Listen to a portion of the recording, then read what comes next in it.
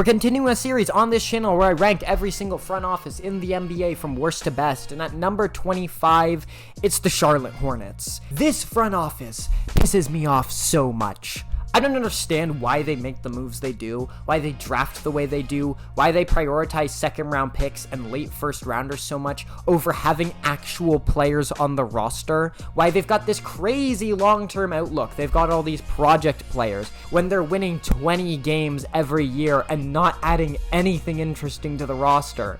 Concanipple, good prospect, pretty solid in a lot of ways. I don't think he's like the defensive stud or the playmaker or the Swiss Army knife that they need. I didn't understand that pick. I would have traded back and maybe looked at a Colin Murray Boyles for them, or a center, because you traded your one good center for draft picks. It's really nice having a bunch of the Cavs first rounders in the next few drafts. Really cool trade. But honestly, I would have rather just kept Mark Williams. I understand he's hurt all the time. I understand you tried to trade him once already and completely screwed up your relationship with him.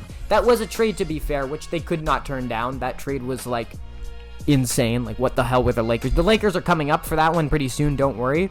But this team doesn't have any center play now. Mason Plumlee, you want to start Mason Plumlee again? How are you going to sell this to Lamelo Ball? This is your franchise point guard, a guy who could legitimately make the All-Star team the next 3 or 4 years if he could stay healthy, who's next to another guy in the backcourt who could also make the All-Star team every single year for the rest of the decade if he's healthy and if the team is competent. But they're not competent. They drafted Tijon Salon last year, who's the biggest project in the NBA. I'm not even sure what he does. Is he good at any NBA skill yet? I don't really think he is. Again, they're prioritizing this long-term outlook, but they're completely sacrificing the midterm, and for some reason they keep adding players which don't make sense.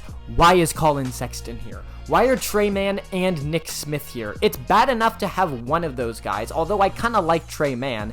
It's really bad when you have both of them next to another defensively challenged guard and another defensively challenged guard, and suddenly there's no defense on this team, and they've got basically a first-year head coach because last year was a total wash because of injuries. They've won 40 games combined in the last 2 seasons, and they're not trying to improve. This front office is poverty, and they need to start moving in the right direction soon because they're going to lose Lamelo, and then they're going to lose the frameworks of whatever core they had going forward. So like and follow if you enjoyed this video, and let me know what you guys think of the Charlotte Hornets down in the comment section below.